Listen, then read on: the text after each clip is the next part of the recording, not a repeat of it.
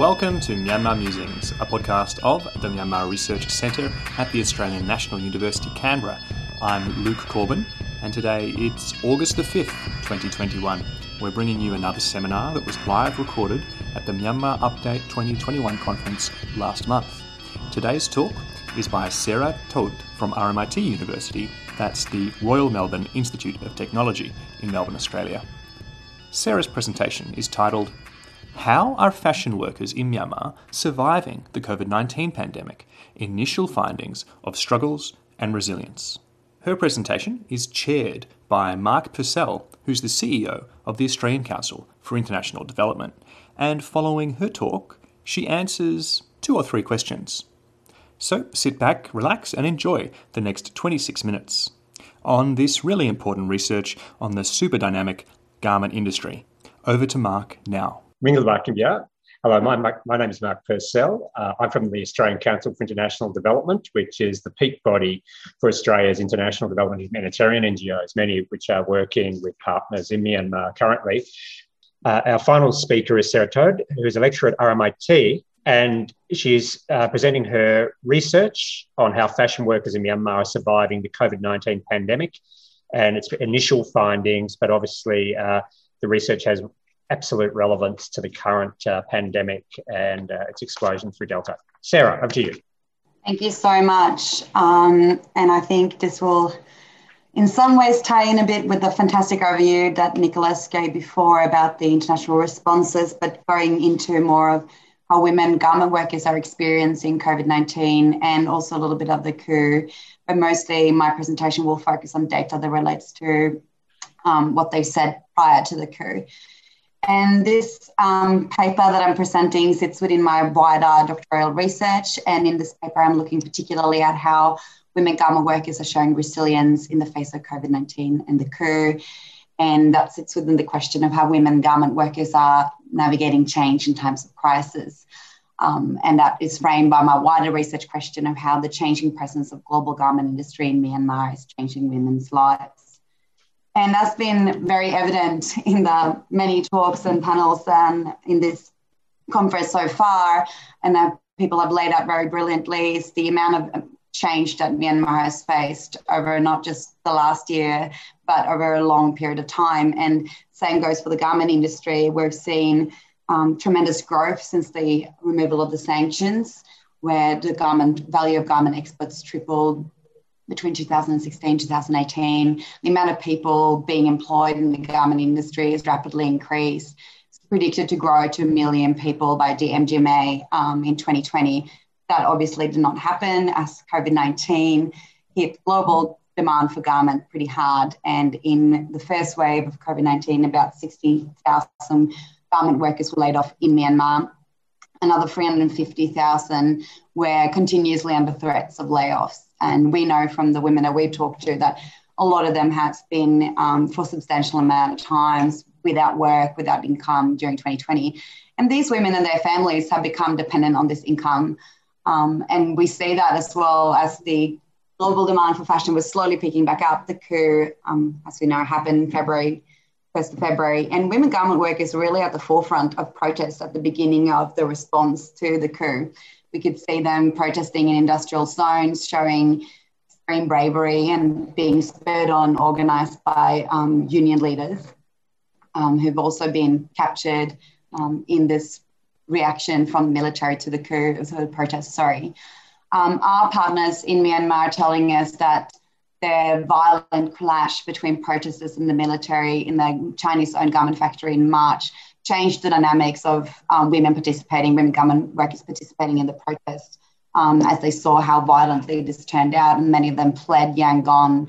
Reportedly around 120,000 women, when I spoke to our contacts last, had fled industrial zones in Yangon, moved back to their home villages.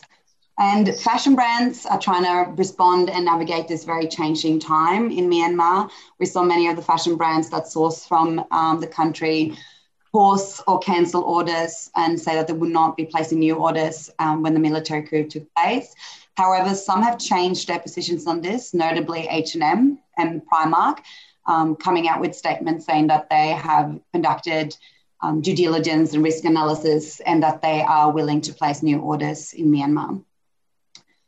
So just to sort of set a little bit of a conceptual theoretical framework for my paper and for my research in general. So my wider conceptual framework for my doctoral research sits within taking an institutional approach to global production network theory.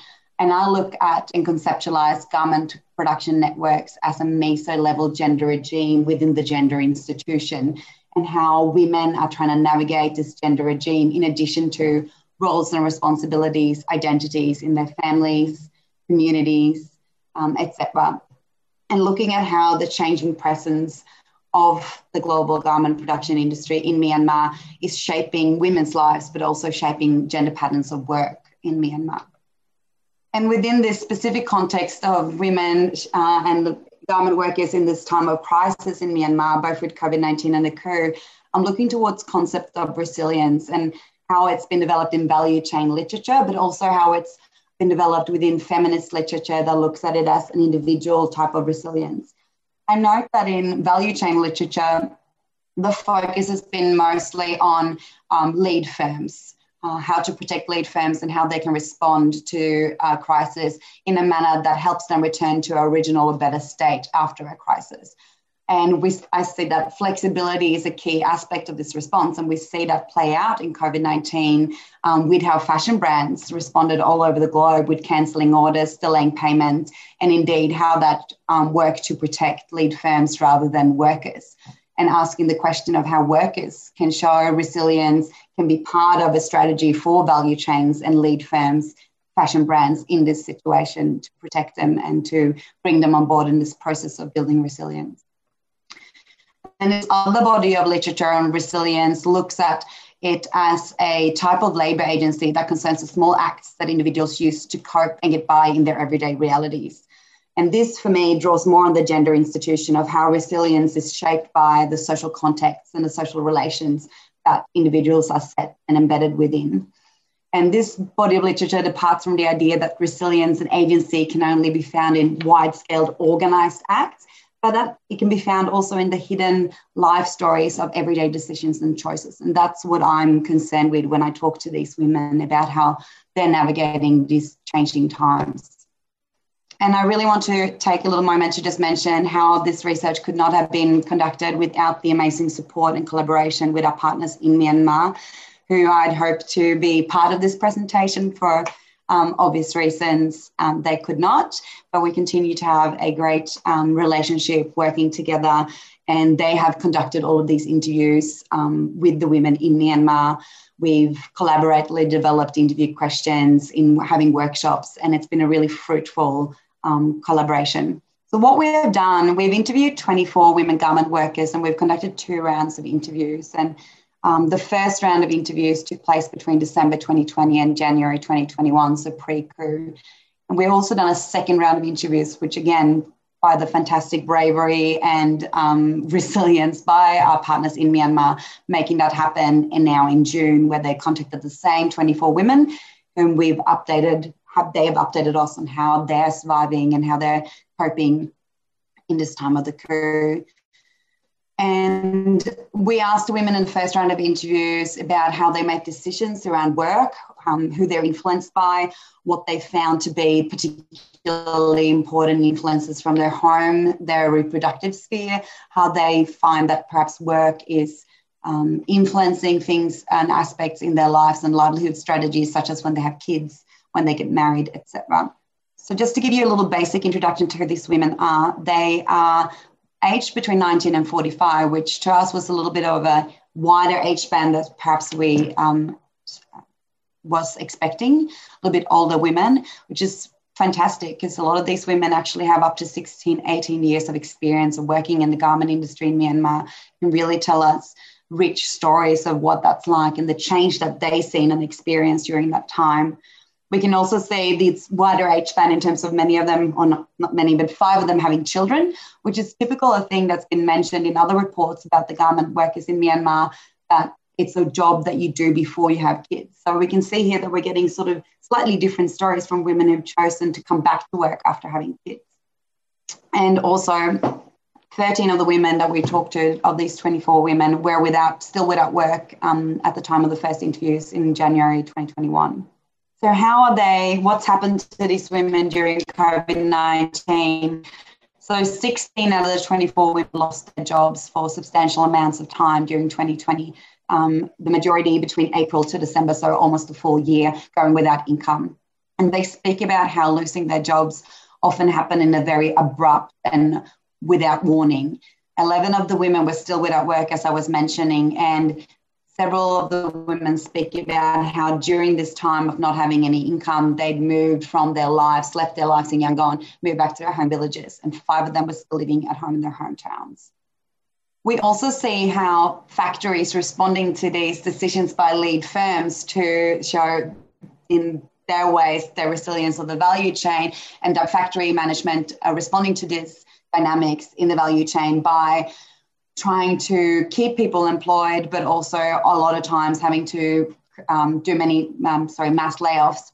But there are also other measures that they use to try and keep people employed and try to meet production targets, even when they're under pressure and a lot of uncertainty of not knowing when the next order is going to come in, which is the reality now with the coup as well, with these mixed messages from fashion brands. And the women talk about the impact of these measures of having cut out overtime, something that the women are often relying on in terms of making enough money to provide for their families, and how they've introduced alternating workforce lists, one part of the workforce coming in one day and the second one the next, how they're paying daily wages. And this makes it really difficult for the workers to make decisions about their safety and survival, not knowing whether it's worth the risk to try and travel to work just for another day's wage if they cannot get another come in the next day or the next week, where there's a lot of uncertainty in trying to navigate that space. And women speak about how this affects them not just financially but emotionally as well, how they feel connections to their factories. And I'll come back to this in a second, how the social connectedness to people they work with and the sense of pride that they feel for their job is important. So with this data, this rich data that we've collected, we map it out against these general themes that we found in the literature on resilience. And one of those aspects that stand out to us in terms of how women make decisions of paid work and how they have quite limited sources of information in regards to that. The women tell these stories about how their main sources of information are often family members, their parents, their cousins, people who have moved to Yangon before them, who might have an ear to the ground, so to speak. They generally don't seem to have larger, more structured ways of getting information. And like we saw with the layoffs, information that they get from the factory can be very abrupt, very quick, which has big impacts on their lives, such as being laid off. They also talk about how the decisions to enter into paid work is based on and grounded in social responsibilities to their families, wanting to provide for them, and how they have limited and different amounts of influence on those decisions. Some feel like they want to provide for their families, they want to move away from their home villages to Yangon to be able to contribute. Some feel like it's an obligation more or a decision that's made by their family. And this is an important aspect in thinking about and building an understanding of how they're showing resilience in terms of crisis. Also, their decisions on everyday level of where to work and when to work and when to enter, when to change factories, and what's driving that type of decision. And again, these women talk about established social networks as being an important part of that, and how if they can go to work with their cousin or a friend from their home village, that makes it easier for their parents or their families to allow them to move to Yangon for work, and also for themselves to find an identity there. They also talk about how they're very aware of their bodily responses to work and how they don't have an indefinite amount of time to be working in the garment industry, as this is very laboursome work and it's taking a toll on their bodies. And this impacts how they structure their lives when they have kids. A lot of the women talk about how they choose to have kids perhaps earlier because they want to be able to go back to work after they've had kids, or some choose not to have kids at all. They also speak about something that I find interesting in terms of being asked to or taking on roles with more responsibilities and then choosing to step down from them as they feel isolated in these roles, and they feel like it's much harder to cope with the stress and pressure in production in these roles. We also look at and sort of collect the data that the women have given us around the idea of emotional and social responses to work, and how the women build social connections to work that goes beyond just caring about the wage or which factory can pay them the most. Even though that's an important factor, the women often add the other factors of having friends and the factory, being able to feel like they can work more efficiently when they know who they're working with. And also the fact that working in the garment industry is building their sense of confidence, that they talk about how before starting work in the garment industry, they did not feel like they could speak out, and now they feel like they have a confidence to speak out and deal with different types of people. They, again, like I mentioned before, they talk about the sense of pride of having jobs in the garment industry. Some contrast this with work that they would have done back home in their home villages as quote unquote working in the mud, and how they're quite proud of being able to do this job. So coming back to focusing on COVID-19 and how the women are making choices and decisions around surviving COVID-19 specifically, the women talk about how the impacts of COVID-19 is foremost felt in terms of the financial impact to their lives and to their families. Like I mentioned in the beginning, their families and them have become dependent on the income of these women. It is not just a side thing, it's something that can support the family in a fundamental way. And the women talk about having to make really hard decisions to start to dig into savings that they built up slowly by taking overtime hours, for example, and how those savings have been put there to work towards future dreams and aspirations that they have. And now they're having to go and sell jewellery, for example, to go into their savings. One woman speaks about how they're living off the pension from her 80-year-old mother because there is no income in the family. And again, like I said before, the women speak about these stories of having to temporarily migrate back home to their home villages and how that is an impact on their livelihood strategies at the moment. And we see that also with the coup, the reports from our partners in Myanmar that women are leaving Yangon to go back home in relative safety there. Some of the women that we talk to speak about how they gained access to support funding through the EU fund, Rapid Response Fund. And these were the women who were working in European connected factories. And they speak about how important that funding has been for them, even though it's been just for 3 months that they could gain access. I think 3 to 6 months they could get access to this funding. It really helped them to protect their families and feel like they could still contribute. So to wrap up, to give some small comments on these initial findings, we still have a way to go in terms of analysing the second round of data around the coup, which I'm really looking forward to getting into and really trying to understand what the women have, how their lives has fundamentally changed since the last time we talked to them. And our hopes is that we can revisit these women and bring these findings of resilience to them so they can give us their input on whether this is a way of building resilience that they would feel empowered by. And some of the aspects that I want to just point out, and coming back to this conceptual framework of looking at the gender institution and how women are fundamentally embedded in that, and how their resilient responses is dependent on the interaction between the gender institution and the gender regime of global garment production.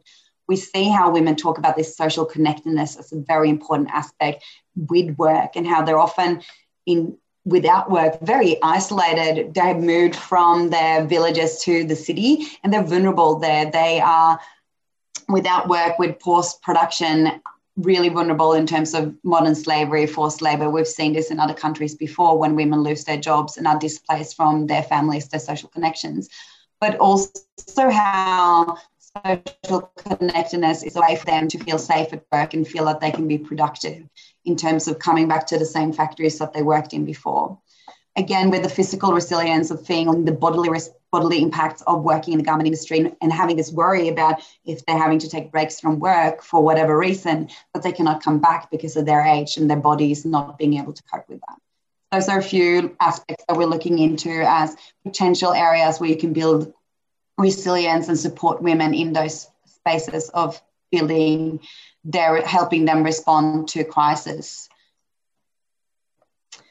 And coming back to Nicholas gave a great overview of the international responses, but what I also want to put forward is a question of what could a response from businesses look like that is focused on building workers' resilience at this time. And I think this needs to start in a recognition that disembedding from Myanmar comes with responsibilities.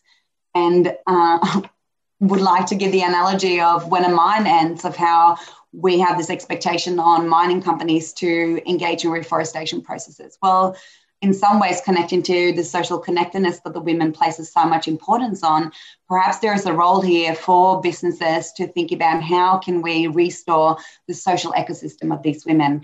Does that look like perhaps helping them migrate back to their home villages, ensuring their safety, ensuring that there are perhaps options for work, and what would that look like? What would the women be able to do that is also based on their willingness to, their safety, I also think that one of the key aspects here is supporting the agency of the workers to make their choices here, and not to think that the businesses are going to come in and make those choices for workers.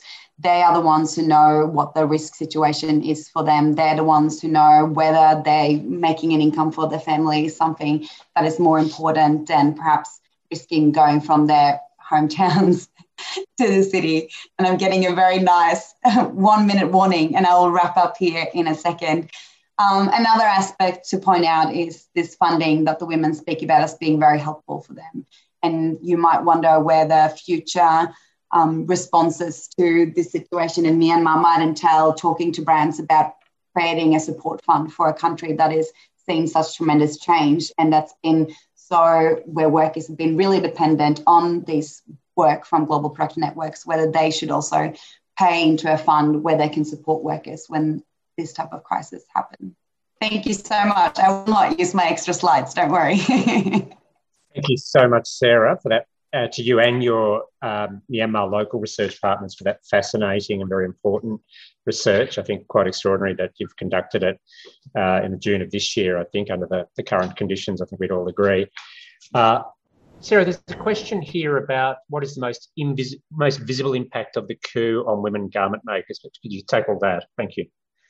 Thank you for that question. I'd say it's twofold. One part is them not going into work, not being in the factory. They explain to us how working in the garment industry is not just about making an income, but also having these companionships, these friendships with other women, forming those emotional bonds to their workplace. But also, second of all, the impact that it's having on their future aspirations and dreams, I think, is very substantial, and how they've struggled for a long time to make savings, to make this sacrifice of not being in their home villages with their families there in order to be in the city and building a life for themselves there. And they speak about how wanting to build a better life for their kids, for example, or wanting them to go to school, going to university, etc., has been part of that motivation. So I think those two impacts are really visible, both with COVID-19 and the coup for the women.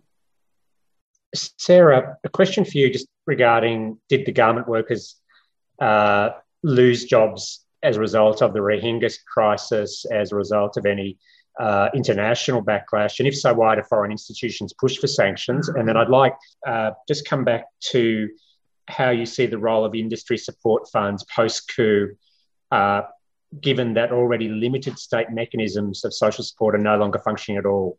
Do you see any sort of signs of setting up worker support funds from companies? So, Sara, thank you. Great question about Rohingya sanctions.